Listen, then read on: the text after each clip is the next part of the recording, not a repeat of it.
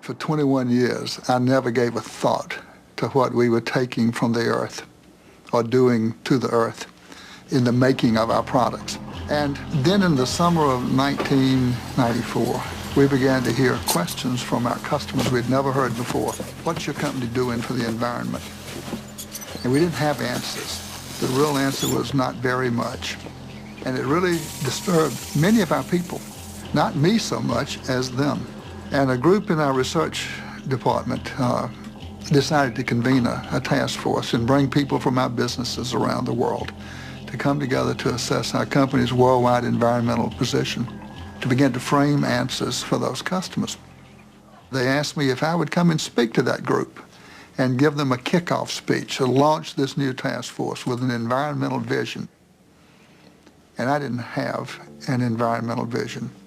I did not want to make that speech. And at sort of the propitious moment, this book landed on my desk. It was Paul Hawkins' book, The Ecology of Commerce. And I began to read The Ecology of Commerce, really desperate for inspiration. And very quickly into that book, I found the phrase, the death of birth.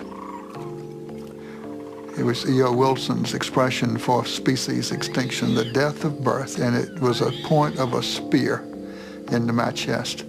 And I read on, and the spear went deeper, and it became an epiphanal experience, a total change of mindset for myself, and a change of paradigm. Can any product be made sustainably? Well, not any and every product. Can you make landmines sustainably? Well, I don't think so.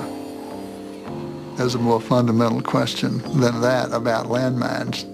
Some products ought not be made at all. Unless we can make carpets sustainably, perhaps we don't have a place in a sustainable world, but neither does anybody else making products unsustainably. One day, early in this journey, it dawned on me that the way I've been running Interface is the way of the plunderer. Plundering something that's not mine, something that belongs to every creature on earth. And I said to myself, my goodness, the day must come when this is illegal, that when plundering is not allowed. It must come. So I said to myself, my goodness, someday people like me will end up in jail. When I think of what could be, I visualize an organization of people committed to a purpose. And the purpose is doing no harm. I see a company that has severed the umbilical cord to earth for its raw materials, taking raw materials that have already been extracted and using them over and over again, driving that process with renewable energy. It is our plan, it remains our plan to climb Mount Sustainability, that mountain that's higher than Everest, infinitely higher than Everest, far more difficult to scale. That point at the top symbolizing zero footprint.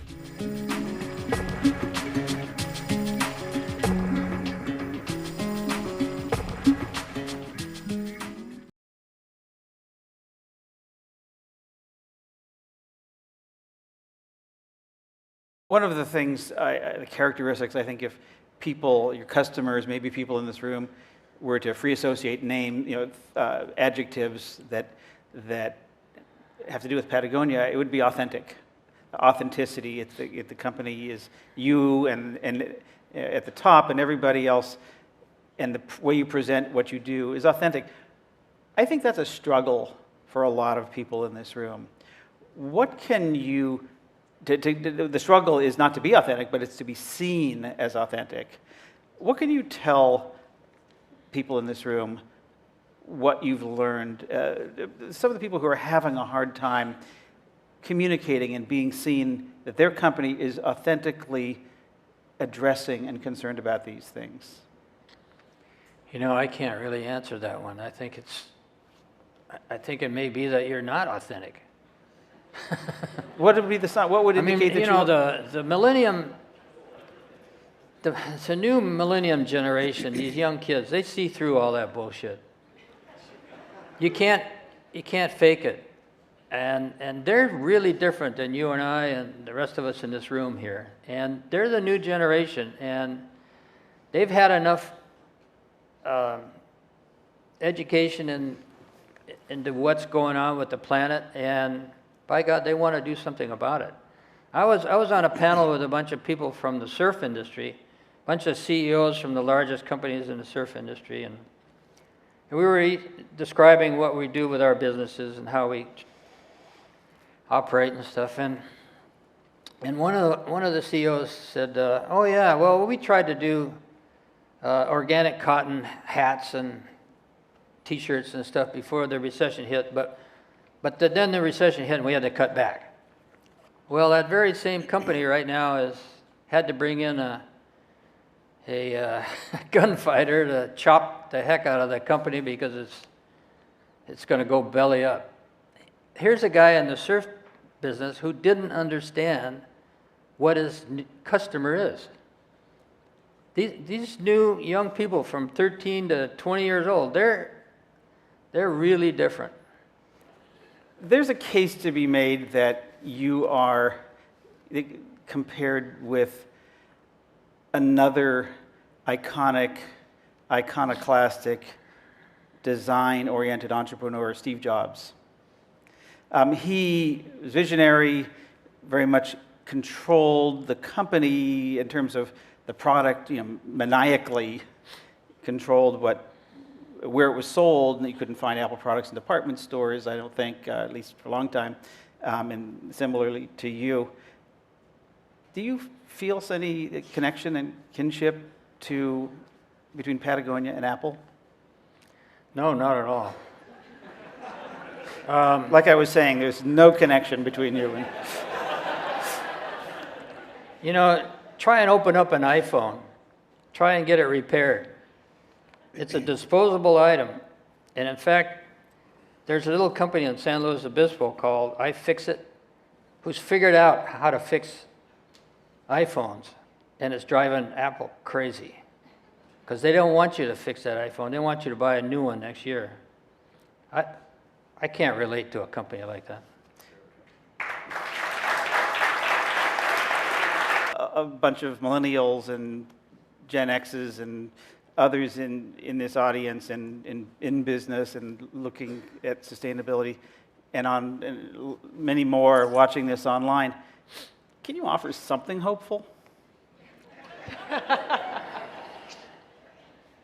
Well, I can tell you, it's awfully good business. What does that mean? I think that every time we've made a decision that's right for the planet, it's made us more money, which is, I never wanted to be in business, so I don't care whether I have a large business or not. So I am faced with this growth thing. We could be $1 billion company in very few years, and it's not something I ever wanted or even want. All we're doing is satisfying the natural demand for our goods. We don't hardly advertise. We spend 0.5% of sales on advertising. But I can tell you that the consumer has the last say. And when they start voting with their dollars, they stop being consumers, I think. They start being citizens. And I think civil democracy is the strongest force in America by far. You just look at the newspaper any day and you'll see that any advances we're making as a society is done through civil democracy. It's not done through the government. It's not done through the corporations. It's done through civil democracy. And when we all start acting like citizens, then I think we could turn things around a bit. We've got a question from the audience over here. No? Oh, I'm sorry. I thought I saw a question. Oh, we do. Okay. See, I was prescient there.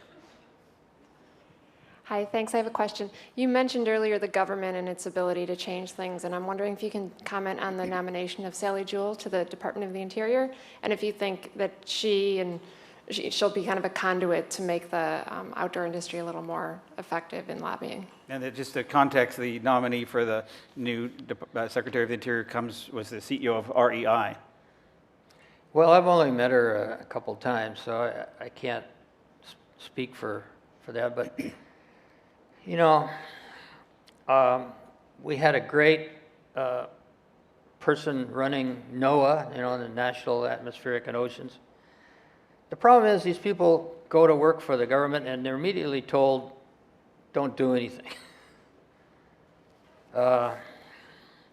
Because, you know, the Zen master would say, if you want to change government, change the corporations, because corporations are running the government. Now, if you want to change the corporations, change the consumers. We're the ones. We're the ones that are telling these corporations to make all this junk as cheap and irresponsibly as possible. And if we tell them otherwise, things will change around, and then corporations will have to change, and then government will follow.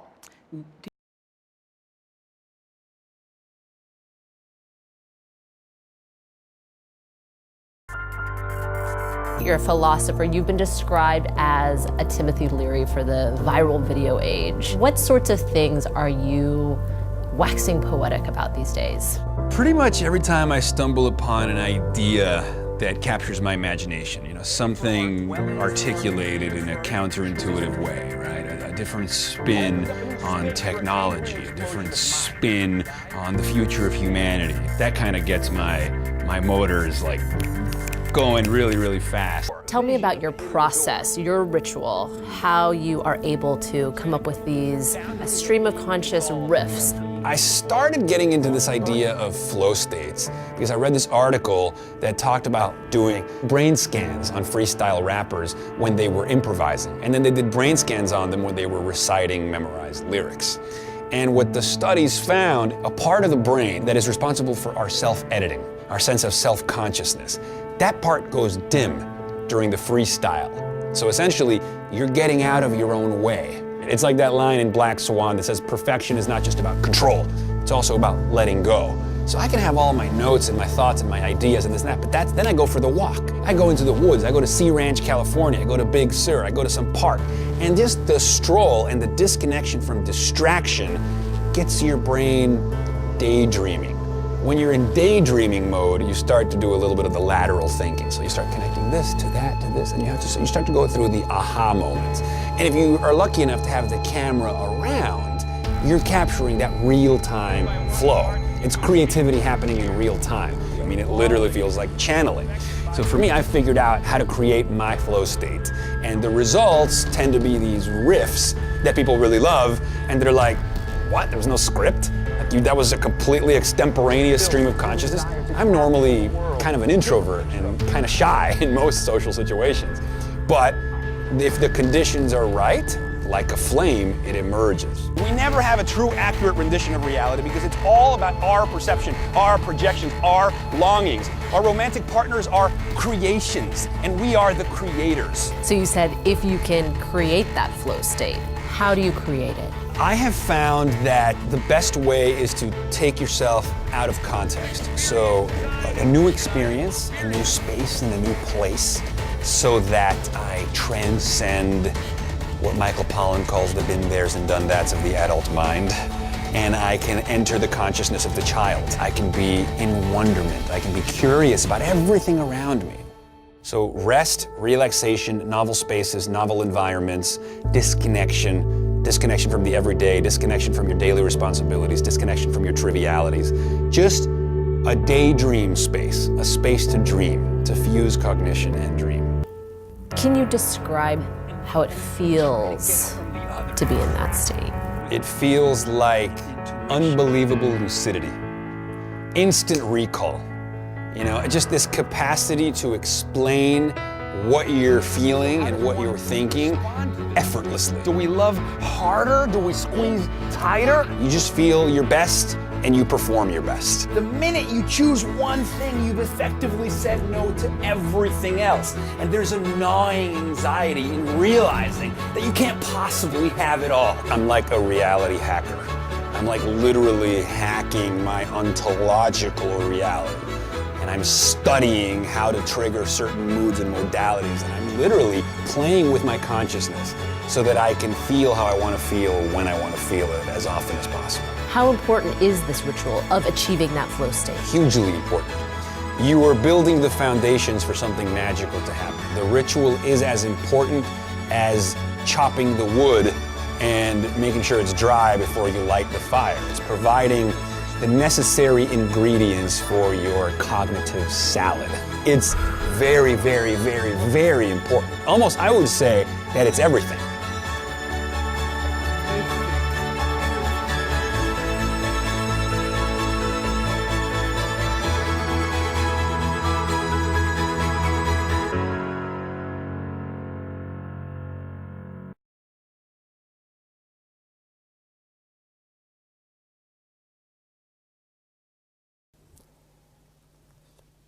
And what they've had to do is that they had to reinvent pretty much everything. If you don't have a pyramid, you have to put something else besides. You can't just say, hey, we'll just get rid of hierarchy, then you have chaos. So you have to replace one consistent set of practices with another one. And so they've had to reinvent pretty much everything. The organizational structures, but how do you run projects? How does information flow? If there's no boss, who decides on who makes how much money? How do you deal with conflicts? How do you decide, who can spend and invest how much money? Right? All of these things they had to invent. And again, what's fascinating is that many organizations that didn't know of each other invented pretty much identical processes and systems. Right? So I'd love to show you all of them, but I'm just going to pick one or two, and maybe at the end, if we have a discussion, you can ask me about some more that you are interested in. But I just want to give you a sense of how is that even possible, right? Because if you're at the place I was at the beginning of the research, there's probably a voice in you that says, "Come on, that cannot just can't be possible." So one of the first questions people often ask is, okay, but in these organizations, if there's no hierarchy, who can make what decision? Right? And traditionally, we think that there's only two ways to make decisions, right? Either hierarchical decision making or consensus.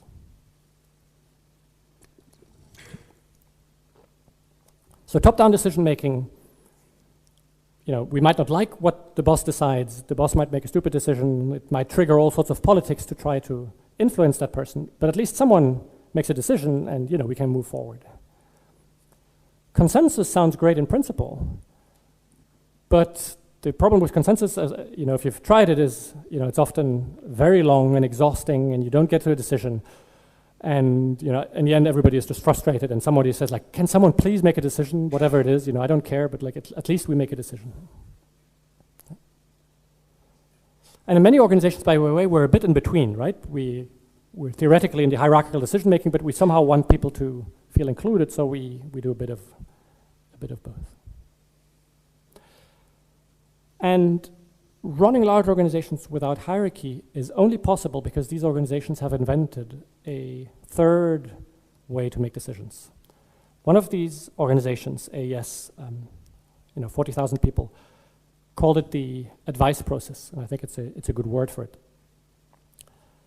The advice process somehow transcends these two, somehow the best of both worlds. So the way advice process works in principle is that any person in the organization can make any decision, including spending company money,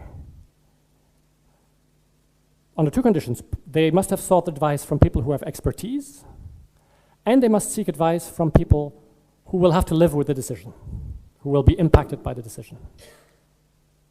Okay? So if I'm a machine operator, and this happens a lot in these organizations, I can decide to buy a new machine that costs 300,000 euros or 1 million euros. And what I need to do before I make that decision is I need to talk, maybe someone from finance who can tell me about, financial calculations. I might need to talk to an engineer that has an idea of the whole flow of things, and I have to talk to my colleagues who will have to operate the machine with me. Right? but I don't need to seek any approval. And I don't need to integrate what people say into watered-down consensus. So if you've thought my advice, at the end you can say to me, hey, Frederick, I've really listened to what you said, but for these and these reasons, I've decided to still do something different. Right? And the reason this works so well is two things. One, it's a process of collective intelligence. People have to collect the intelligence of people with expertise and people that will live with the decision and really think about it before they make a decision. But it stays an individual decision. So if I feel strongly about something, I can just make it happen. No one can stop me. I seek advice, I think about it, I make a decision. So you have organizations where everyone is empowered to do whatever they feel is necessary. So imagine just the kind of energy that liberates. And it works remarkably well because at all times we are on different sides of the equation. So sometimes you come and seek advice from me, and I really hope that you will take my advice into account. So when you come to ask me for advice, I really think about it hard before I discard it. Right? And people know that one of the few ways to get kicked out of these organizations, is if you don't respect the advice process, is if you just, randomly go and make decisions, because then, you're putting in peril the whole system. Right?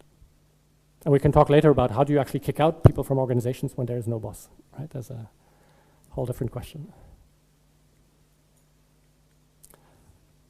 Okay, so one fundamental innovation, a whole new decision-making mechanism.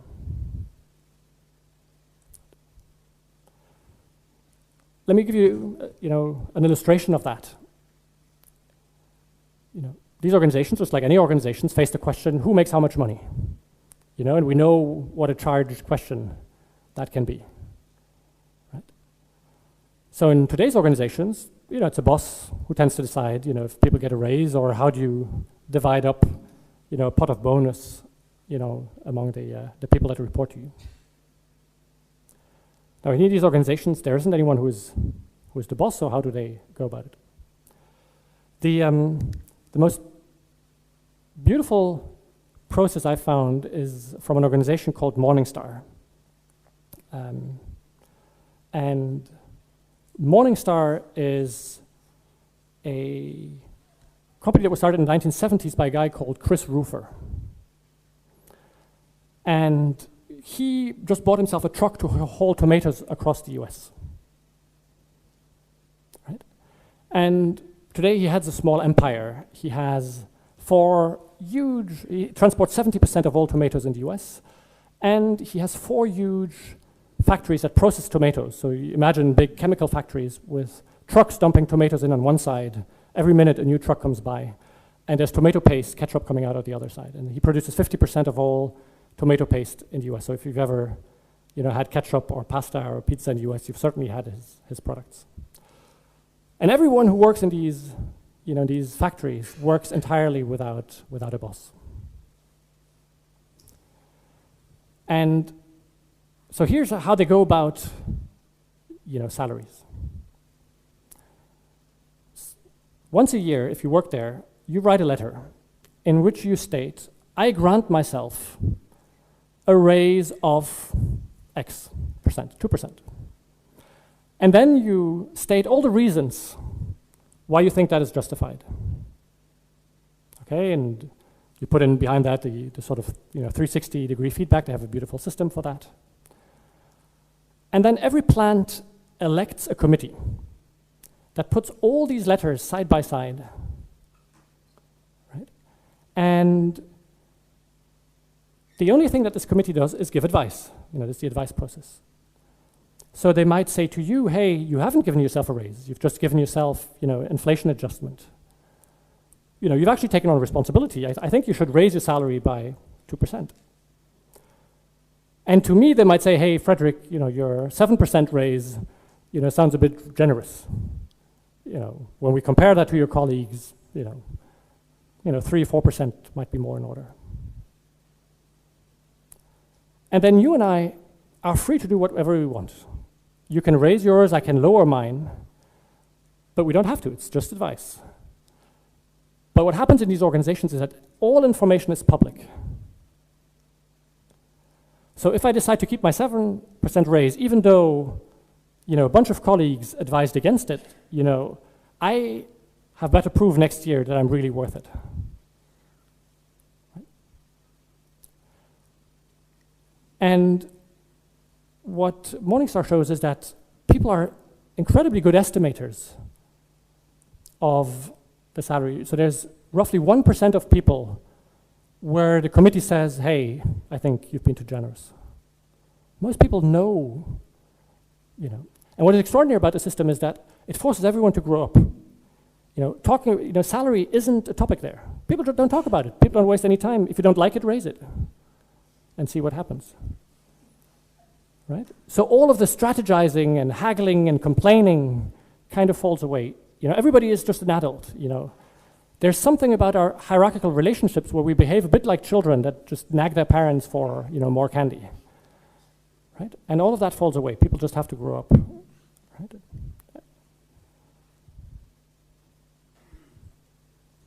Okay, so this is how they deal with compensation.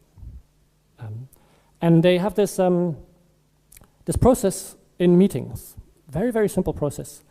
And it goes like this. In every meeting room, you have these sort of hand symbols, right? You might have heard these.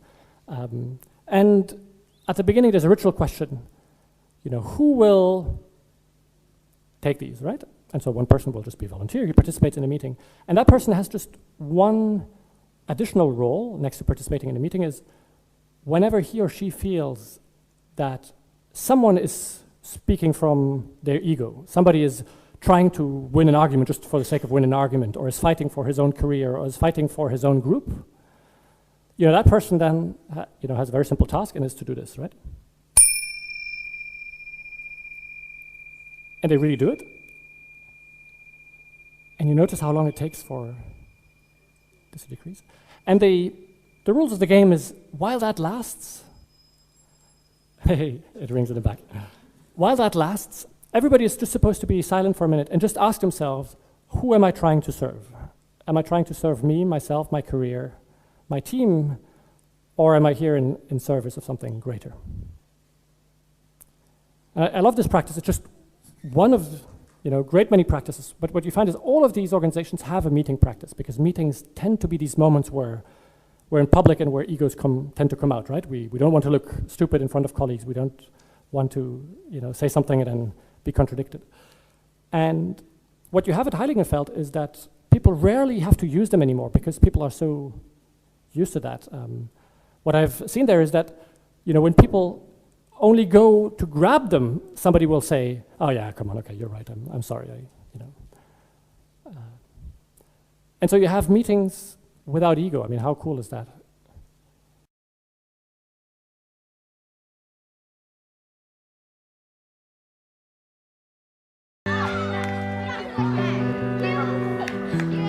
What was different about your body when you were born? I was actually born with one finger on my left hand and a full left leg, but it was curved. I had surgery when I was 2.5 years old to remove the part that was curved, so I had a stump that they could put a prosthetic leg on.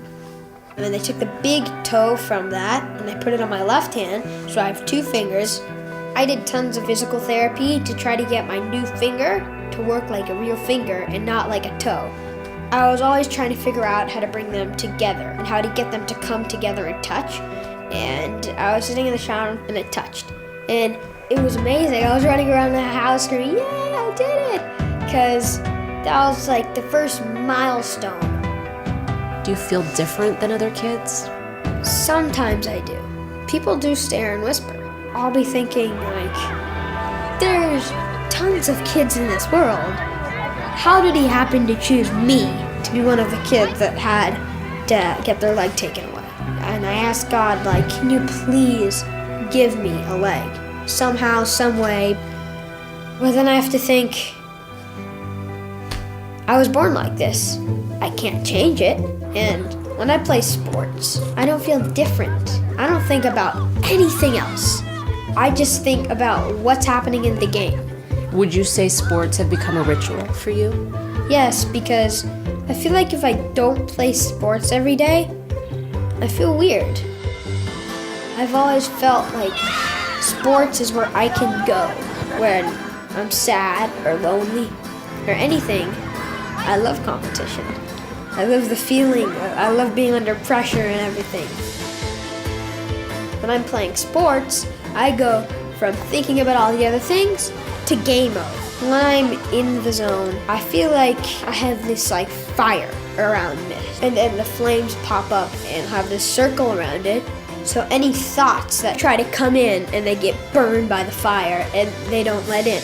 Do you feel you have to work harder than other kids? Oh yes. I bet kids when they take a step, oh I took a step, big deal. For me, when I take a step, I say, oh no big deal, but I thought about every little bit. I put so much pressure on my body from being in a prosthetic all day. I come home, I'm like dying from back pain, and I have to stretch before I go to bed every night. So how do you stay positive? I have to think about what I have instead of what I don't have. I have a great life. I have a great family. I have great legs. I have great friends. I have a great school. I could go on for years. I'm just grateful that I have so many things that are great in my life. There's lots of challenges in people's life, and that's a little wall right there. So I try to break down that wall. If I'm just running around like playing soccer or shooting a layup, I don't think about it. I don't feel different when I'm playing sports because that takes me away from my disability, but it's a good thing that I'm born like this. I've learned to be confident in myself. I've learned how to be strong.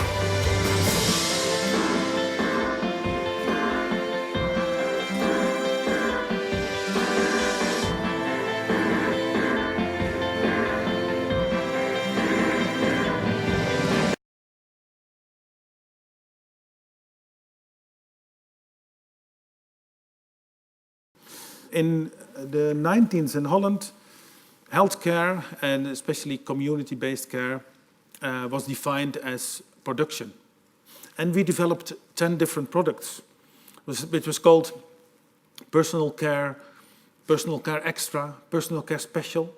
And we had nursing care special, nursing care extra, guidance extra. For a lot of commissioners in Holland, it's the way they buy care. We want to buy so many hours of this and so many hours of that. And it's really disturbing the relationship with patients, between patients and nurses. The costs went right up, so we are the second country in the world with the most expensive healthcare system. And the quality went down. A lot of nurses quit their jobs because they lost their autonomy, and they've lost also their craftsmanship. What I liked a lot about community nursing is that in every situation you can find in some kind of a co-production with the patient what's the best solutions in this situation. So the idea was independent teams with a maximum of 12 nurses working in a neighborhood for 5,000 to 10,000 inhabitants and just organize everything themselves. So not thinking about all these different codes and products, but just thinking about what are the best solutions for the patients we are meeting and doing the assessment themselves, the planning, the scheduling, and so on, and sharing a lot of experience with each other together. The idea of maximum of 12 nurses is that you can coordinate everything together and you don't need some kind of a leader in a team. They are generalists. They have to be able to take care for all types of patients because they deliver 24 hours a day care. So they organize it, they're available 24 hours a day. We don't have a call center. So they just get all the phone calls themselves and they solve all the things themselves. 50% are bachelor educated nurses. They have their own education budget because they know the best what kind of education they need. The idea is also that informal networks are much stronger than organizational structures. So all these nurses have their networks and have a lot of influence in their environment. I don't write policy notes, I don't write strategic notes, but I share my concerns and then in my blog, and then I got a lot of response from the different teams. And when this response is going some direction, then we say, okay, let's make it a new policy. So that's how to develop policy in a modern way, I think.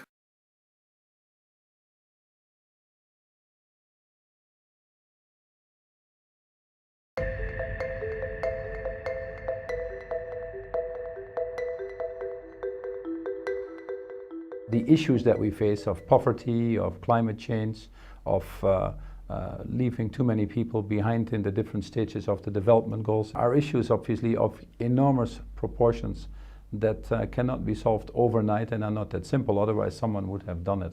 So they need longer term structural solutions. You take the issue of smallhold farming and food security, or the issues of deforestation, they often require 10-year plans.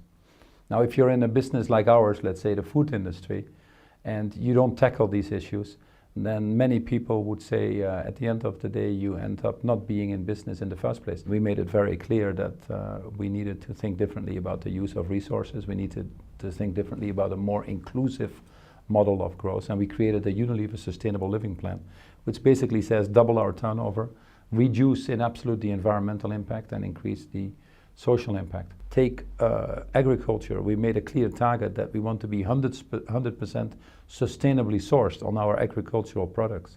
You understand as well as I do that takes time to convert some of these supply chains. You can simply not get sustainable tea overnight or sustainable palm oil. You have to convert whole industries at some points in time. When we introduced the Unilever Sustainable Living model and started to think about that, we discovered a lot of things that we could do differently. Our factories are now running at zero waste. We've cut our CO2 emission by 70%. We're looking at packaging reductions that we otherwise would never have done. By creating this higher awareness, we're actually able to accelerate a lot of things. If you think about 30-40% of the food getting wasted in the supply chain, let alone that 1 billion people go to bed hungry, that should be enough of a motivation to attack it. But think about the costs you can take out of the supply chain. Even in a company like Unilever that is very efficiently run, 1 out of 4 tomatoes is being wasted in the total value chain. So there's an enormous amount of opportunity now to rethink about how you use your products, how you make them reusable. Perhaps your waste might be an input for other industries. And as a result, you can indeed create a closed circle, which would be the simple description of the circular economy. So we very much believe in that. That is one of the reasons why you want to go to sustainable agriculture. You provide people with better livelihoods, you have higher yields, but you also do something that is repeatable now and for generations to come. It's not only a business imperative, it's an imperative to make this world an inclusive world for all of us. As we opened up our model in more transparency, we also ended up building more trust with our stakeholders, with our partners in the value chain that we worked with. But what is very clear is it is first and foremost very motivational for our employees. We don't pay the same salaries as the financial sector, that I can tell you, but we have an engagement score or a motivation that has gone up enormously over the last 4 or 5 years. We measure this against a benchmark of 8,000 other companies. We've never seen such a big jump. People are proud to work on something where they actually make a difference in life. And that is obviously a purpose-driven business model. We get 1.8 million people applying to the company now. We have very low turnover in most places that we operate. We are the 3rd most looked up company in LinkedIn. In 25 of the 30 odd countries that we measure, we are the preferred employer by excellence in those markets. I think we're getting more energy out of the organization, the extra mile, which often makes the difference between being a good company and a great company.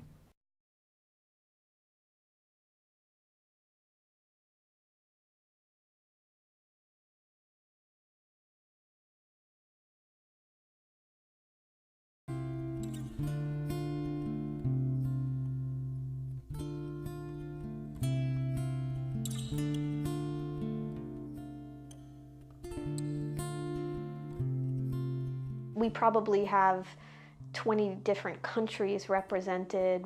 In terms of gender, we're mixed. In terms of ethnicity, we're mixed. Any way you would measure diversity, it's a microcosm. There's no one place for the eye to rest where you could say everybody is this way. It's just the religious backgrounds, there's the whole gamut. Political identity, there's the whole gamut, though potentially a little bit more conservative.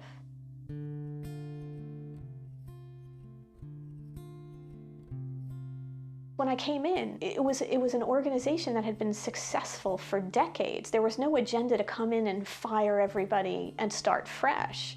We were just going to invite what was possible. And I knew that we could do that with the same people in the building, that wasn't going to be, there was nothing limiting about that. So one of the ways we got people out of their old comfort zone, and in some cases they'd been doing the same thing for decades, was question everything. People got a little wild with that. It was where there hadn't been that sense of permission and freedom, perhaps ever in their adult work life. All of a sudden, we swung out wide in the other direction just to invite people to come forward. We wanted everyone to feel comfortable to share what they didn't know was the best thing, that they shouldn't have to prejudge it, that they could have a wondering or a sense of things and speak it, and that they would be well received for doing so. And that took a long time to for them to unlearn that. Maybe that's part of one of the first things of the unframing behavior, which was you can be who you really are and say what's coming through you, and there is nothing to fear in that expression. You don't have to know you're right. You don't have to worry about being right. Now that we have everybody talking, communicating, sharing, relaxing into possibilities of potential that were never discussed before or even potentially thought of, how do we channel that in the most successful way, in the way that the aliveness of the organization and the people in it and the people who are touched by it are eminently served?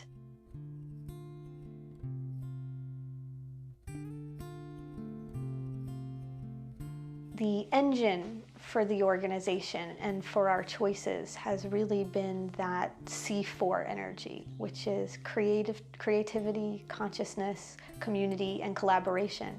And in a way, it's a litmus test for how we discuss anything from leadership to manufacturing to strategic planning for the future, to cost management, to workflow management. It always comes back to that. And we arrived at that language collaboratively. It's such a diverse group of people, but yet those 4 words mean something to every single person in the building.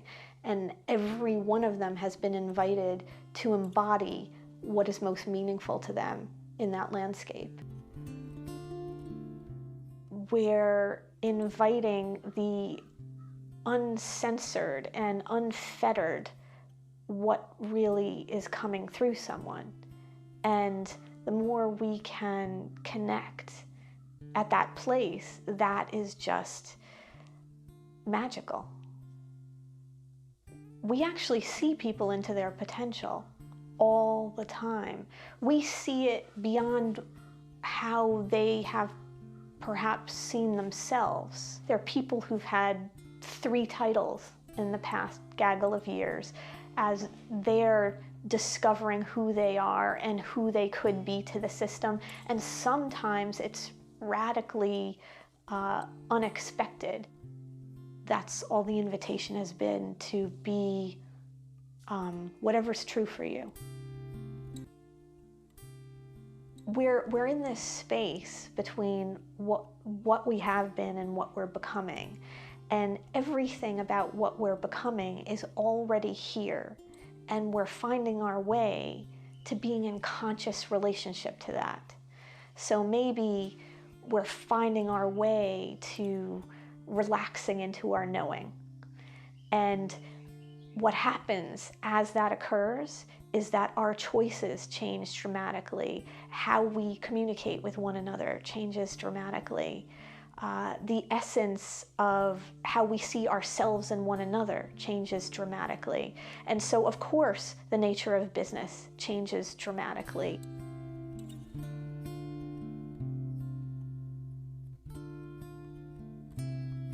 We didn't do it with deep pockets, which is also, I think, a specific experience. A lot of places might have gotten funding, venture capitalist funding dropped into the system and suddenly had millions of dollars to hit this reset button.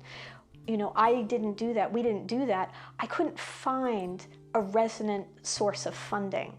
I didn't want to have anything put restraints on what was occurring here. There's something a little bit to pay attention to there, because that's actually the exercise that's afoot for so much on the planet right now.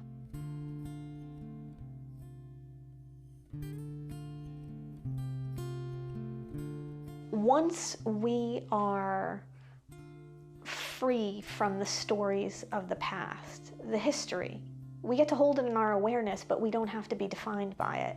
And once that happens, then there are a lot of ways we do things that actually are only an accommodation to that past and don't necessarily begin to address who we really are and what we're choosing to collectively create together now. We're so in the frequency of the new, but haven't entirely given over to it.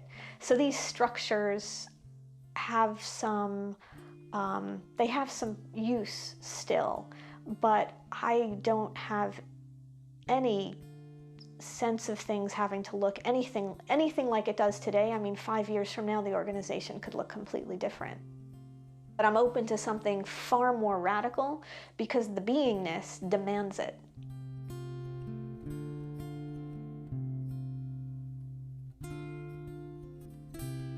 There is so much awesomeness captured within these walls.